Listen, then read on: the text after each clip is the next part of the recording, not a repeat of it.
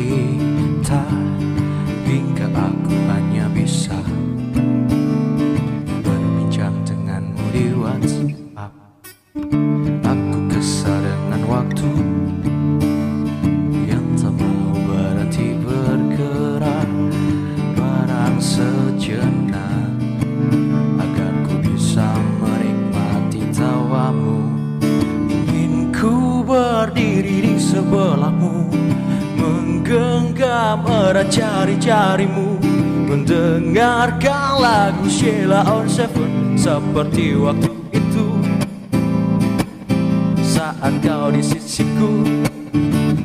Dan tunggulah aku di sana, memecahkan celengan rinduku, bergandengan denganmu, mengelilingi kota, menikmati surya perlahan menghilang, hingga kejamnya waktu menarik paksa kau dari pelukku.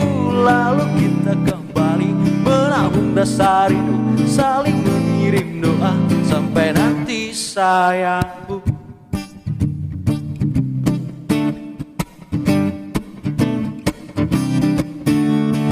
Jangan matikan HP-mu, kau tahu aku benci khawatir saat kau tak mengabari. Aku tak suka bertanya-tanya, ingin ku bakar dia yang sering mention-mentionan denganmu di Instagram.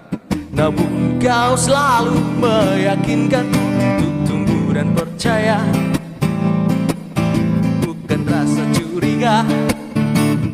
Dan tunggulah aku di sana, memecahkan celengan rinduku, berboncengan denganmu, mengelilingi kota, menikmati surya perlahan menghilang, hingga kejamnya waktu menarik paksa kau dari pelukku.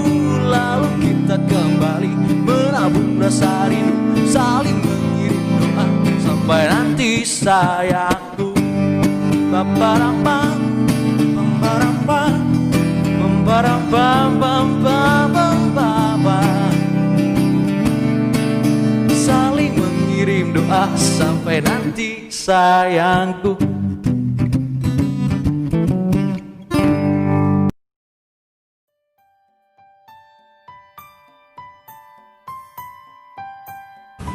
Saya tahu ya itu COVID itu ya ini ya bukan apa-apa, caranya ya bukan penyakit, karena nganu apa istilahnya lah, kayak proyek lah. Ya seperti itulah ya. Tahu itu kan sumbernya dari negara Cina, tapi yang sekarang kan keluar sampai dunia bahkan lah. Kalau luar negara kan kayak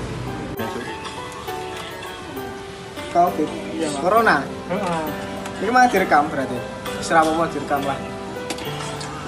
Orang muding aku, Mas, masalah COVID itu. Iya ya. Jarane ya virus-virus kalau kuwe, virus flu. Tapi ya wis ora mudeng aku lah COVID. Apa kok? Ya kalau ODP itu apa, Pak? Orang nggak punya penghasilan. Setahu Bapak ya itu. Orang dalam pantauan. Iya. Kalau itu Pak, PDP. PDP, wah nggak tahu. Ya, itu social distancing. Tahu itu. Apa? Renggang, jarak ini nggak boleh ini. Nah, 1 meter. 1 meter. Iyalah. Wah, kalau soal COVID itu ya menurutku itu ya gak ada sih Mas. Soalnya masih santai-santai di rumah gini. Itu kan cuma jadi permasalahan masyarakat aja. Kalau menurut saya pribadi sih ya gak ada lah. Masih santai-santai gini. Oh, santai-santai aja. Ya, kalau ODP yang Masnya ketahui itu apa? Kalau ODP orang dalam pemantauan itu. Kalau social distancing? Jaga jarak antara orang lain sama orang lain. Kalau OTG? Kalau TG saya nggak tahu mas. Oh, nggak tahu ya. Terima kasih waktunya ya mas. Ya. Siap. Kalau COVID itu ya virus yang sekarang sudah ada di sini, terus bikin para pedagang itu sedikit kesulitan untuk mencari pangannya.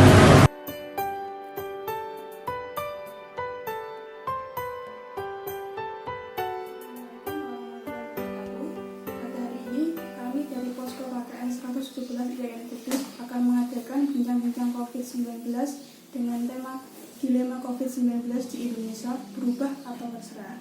Sebelumnya, perkenalkan, nama saya Gisela Widya Putri Kinanti yang menduduki sebagai Divisi Sosialitator Posko KKN 117 IAIN Kudus sekaligus sebagai moderator pada hari ini.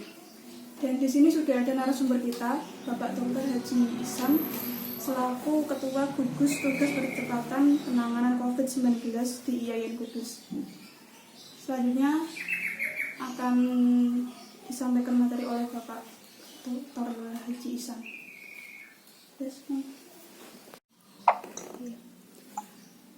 Assalamualaikum warahmatullahi wabarakatuh. Pada hari ini kami dari Posko KKN 117 IAIN Kudus mengadakan bincang-bincang COVID-19 dengan tema Dilema COVID-19 di Indonesia, berubah atau terserah. Sebelumnya, perkenalkan, nama saya Gisela Widya Putri Kinanti. Di sini saya sebagai Divisi Sosialitator KKN 117 sekaligus sebagai moderator pada hari ini. Dan di sini sudah ada narasumber kita, Bapak Dr. Haji Ihsan, selaku Ketua Gugus Tugas Percepatan Penanganan COVID-19 di IAIN Kudus.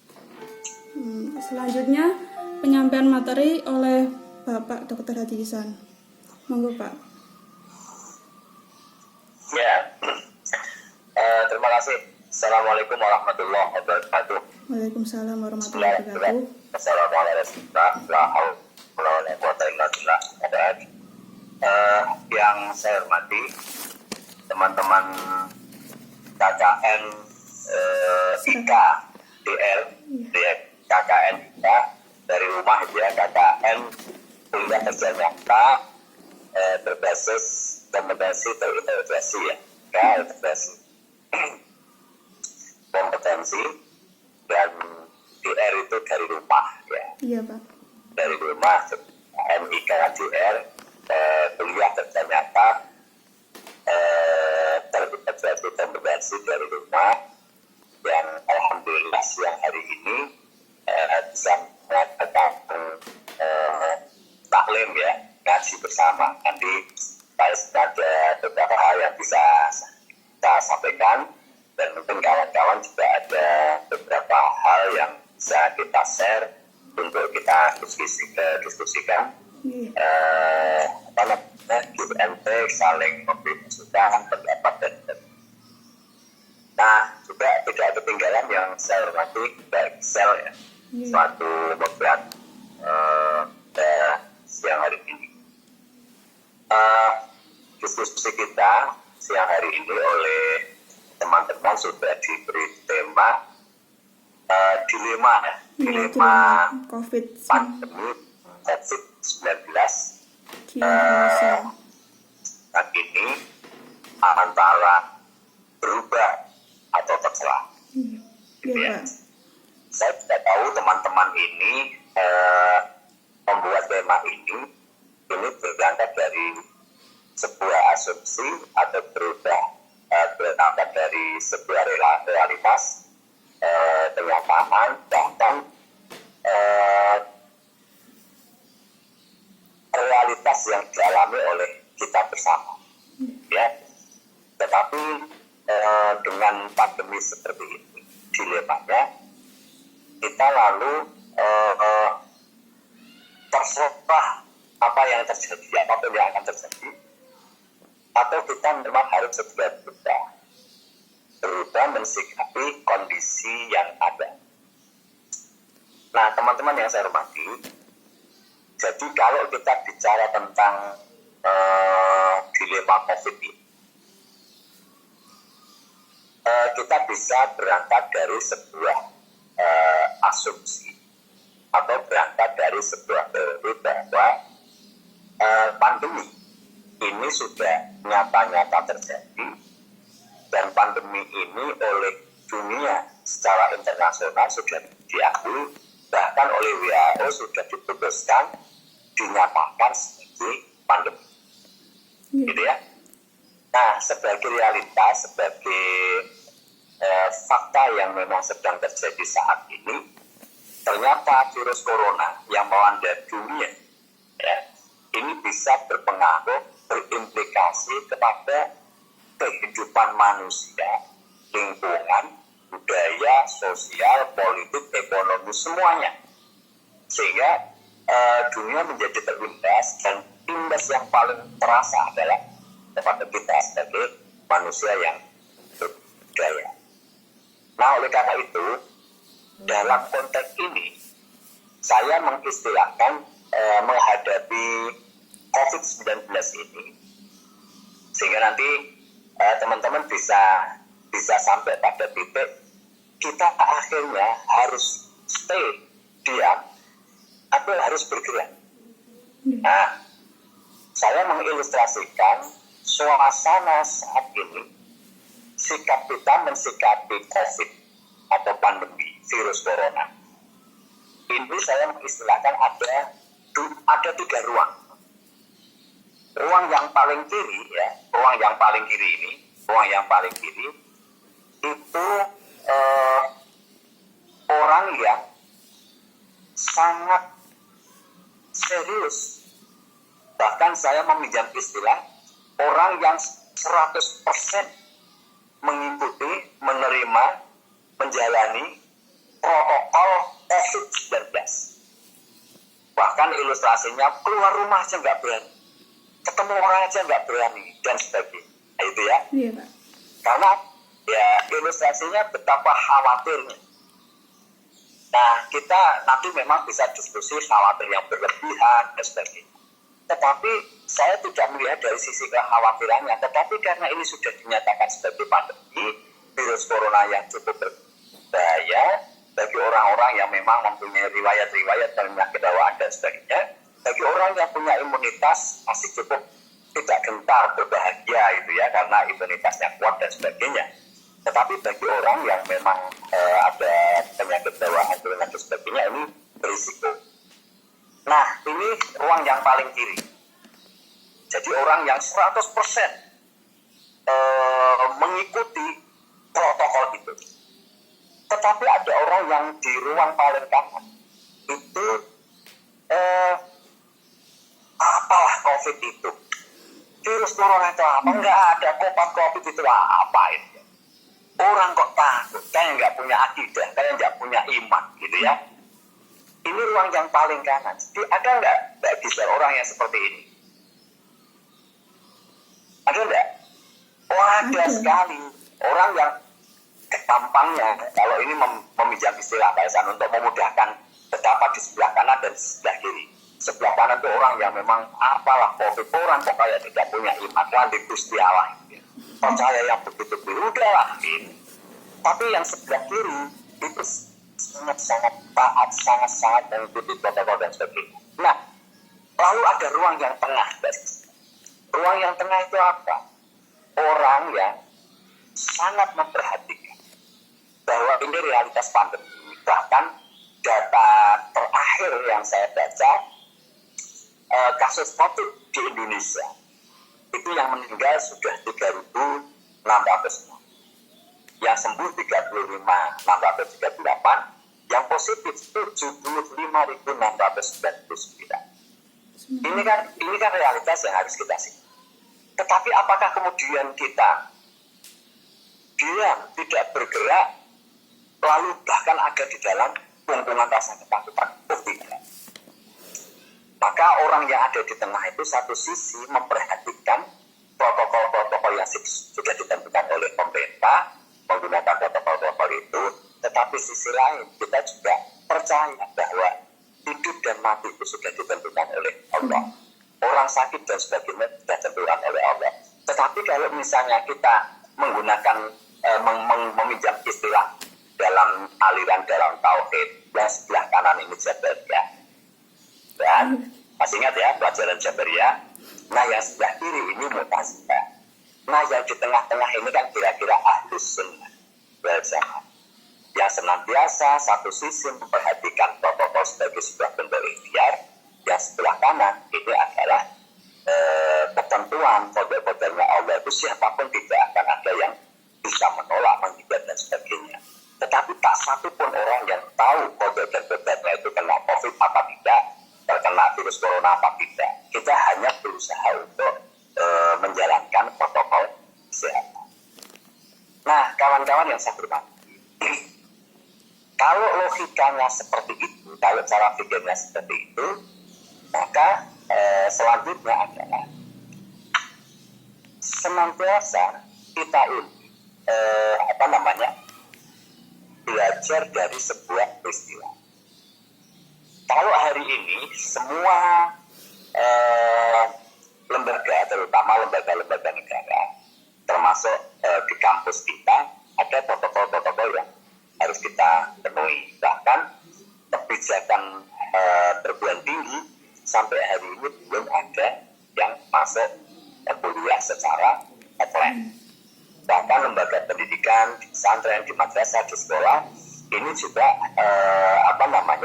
respon tentang ini apakah tahun ajaran baru itu semuanya memang dalam suasana yang serba agak ribet.